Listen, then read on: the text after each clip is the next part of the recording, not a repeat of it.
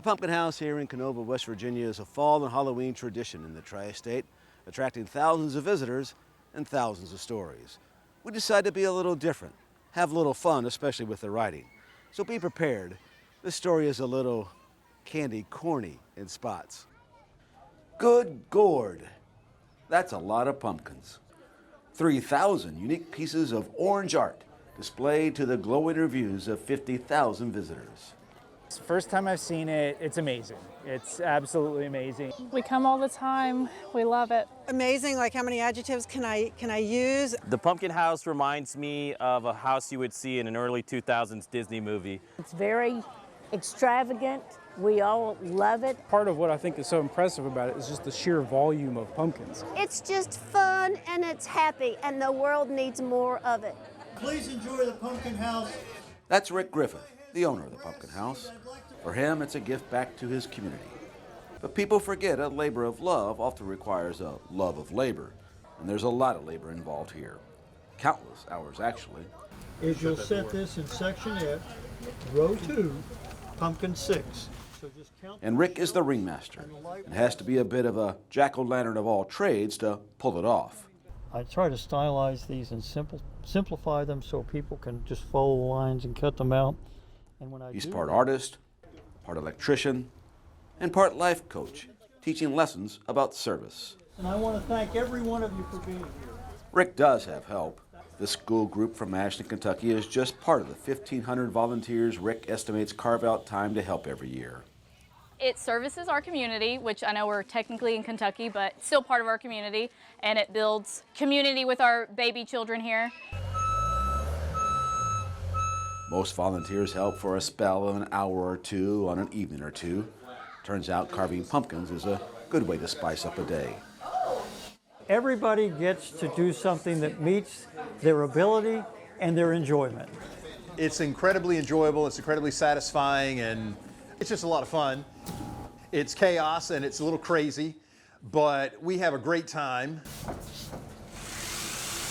The goal for Rick and his pumpkin, you might call them, is to average carving 500 pumpkins a day for the 6 days before opening night on the last Saturday in October. And the ages of the volunteers range from kids in school to kids at heart. Good idea. Good idea, girls. Good idea. It's better than nose hairs. Skill and experience are appreciated, I like that. but not required. In fact, you may be surprised to know how little of both, or either, is needed. Have you all done this before? Never. No, I showed them what to Well, do. I can tell just by looking at you, you're doing a great job. But the thing to remember. It's a little like assembly line work. The role of scooping the guts out of the pumpkins, or the Halloween out of the pumpkins, is mostly handled by the youngsters. It's a little gross and a little fun. Hard to tell which is which. Perhaps the grossness adds to the funness. We have to scoop all the guts out so that they can put lights in them and carve them and decorate their house with all the pumpkins. At first it was really gross. I did not like it.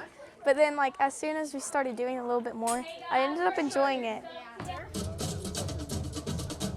For the adults, Rick has had to improvise and repurpose some tools to improve efficiency. Is that a mixer? And this hole saw is usually used to cut holes in floors. At the Pumpkin House, it's used to cut the floors out of the pumpkins. That's right, the floors. The bottoms are cut out because the pumpkins sit over the lights. And lots of LED lights are used because other ways of lighting just don't hold a candle to them. So they're brighter and they light the pumpkins, especially the ones we do the special scraping on. It makes the entire pumpkin glow.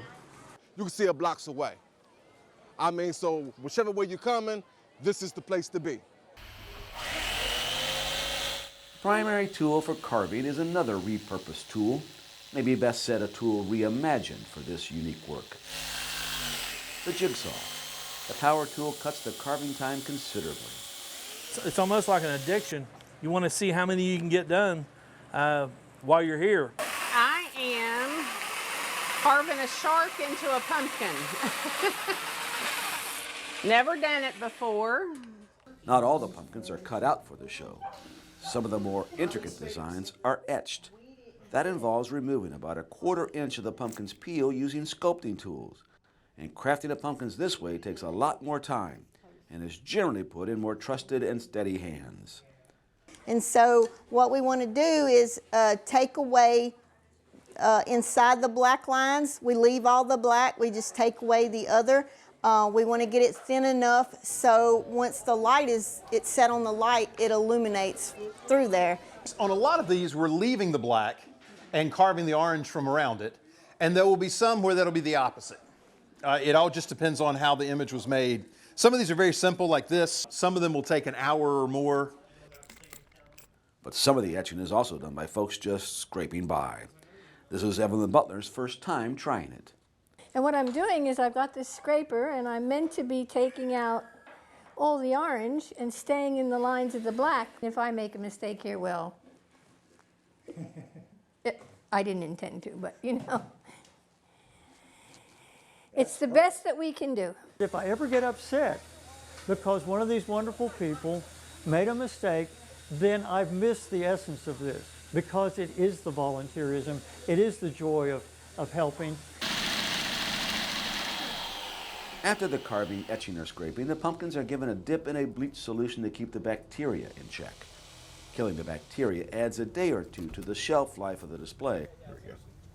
But the pumpkin house has a limited engagement of only about a week or so. The curtain comes down on some pumpkins a bit early. Someone would say something, I said, that's a pumpkin. For Rick, the pumpkin house is an all-year-round effort. He's always thinking of different designs. Once I have an idea, I have to stylize it so that it can be carved, because one can't just draw a regular line drawing on a pumpkin. It'll fall out. You have to leave parts of the pumpkin to hold it together. Rick really gets into the spirit of the season in September, when he starts going through his notebooks full of designs to figure out which ones will make the cut this year. These drawings in these 18 books are like old friends to me. And when I see them each year, I will think of past years and how they've made the show again. I'm drawing all the pumpkin designs that Dad doesn't have time to draw. Rick's daughter Heidi draws on years of experience too. 3,000 seems like a lot, but it's even more when you can spend 10 minutes drawing a single pumpkin and you realize that you've got 2,999 to go. Heidi is one of the reasons there is a pumpkin house. The foundation was first laid when Rick carved pumpkins for her and her sisters when they were young. It grew and grew, and for decades now, it's been this community-wide sight to see. A whole fall festival has cropped up around it with a parade, food trucks, and high school performances. It's CK Autumn Fest, and everybody comes. I mean, it's a big deal. I love it. Heidi is part of a core group of about a dozen volunteers who spend nearly every day of the final week before the show begins working behind the scenes. Rick's black cat Ophelia occasionally crosses their path to keep a watchful and perhaps appropriate eye on the skeleton crew that also includes Tabitha and Jason Eakers. The Eakers, who in addition to growing all the pumpkins on their farm, draw, carve, scrape, and decorate them too. Why don't we make his mouth bigger with this jigsaw? So I always make the joke that anybody that buys 3,000 pumpkins, I'll come to your house and hang out for a month and carve them, but I'm pretty booked for October right now.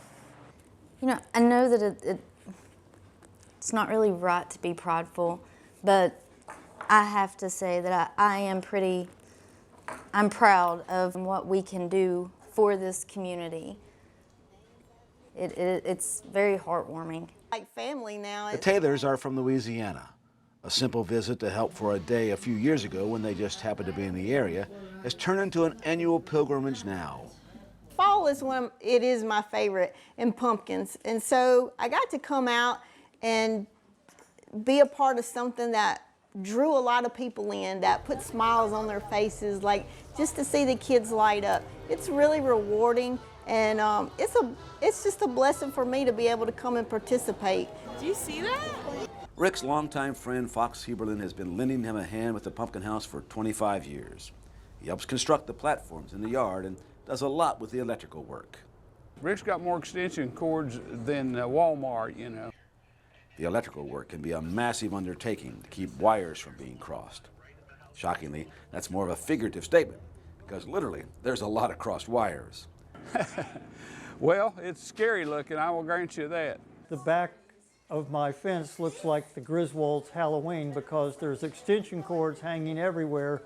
The Pumpkin House Light Show is a bit of a nightmare to organize, but it's worth the effort. It's all computer controlled and it turns the lights on and off, dims them and all that sort of thing in time with the music.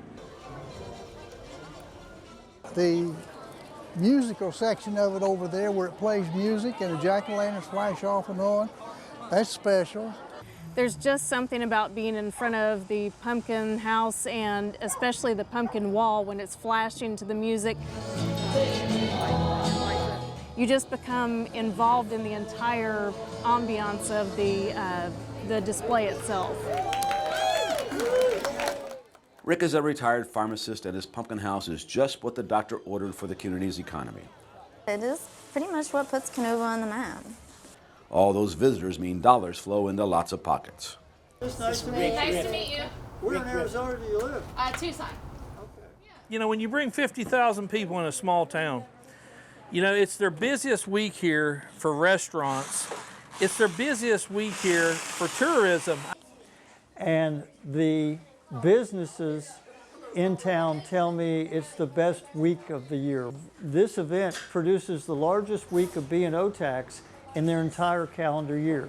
This has basically out of nothing created a tourist attraction that I did not plan or envision. It's been a big blessing without a plan, but a blessing that we gladly enjoy.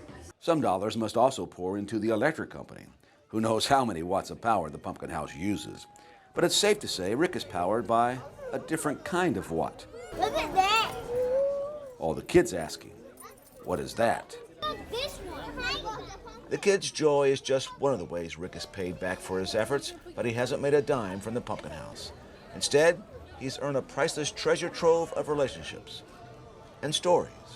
The second year we did the pumpkins here, a lady came over and said to me, I thought your house was on fire last year. And she said, well, I failed a test, but my professor said he'd give me 10 points if I'd volunteer at the Pumpkin House. But I enjoyed this so much. I had that childlike excitement, and I just had to thank you.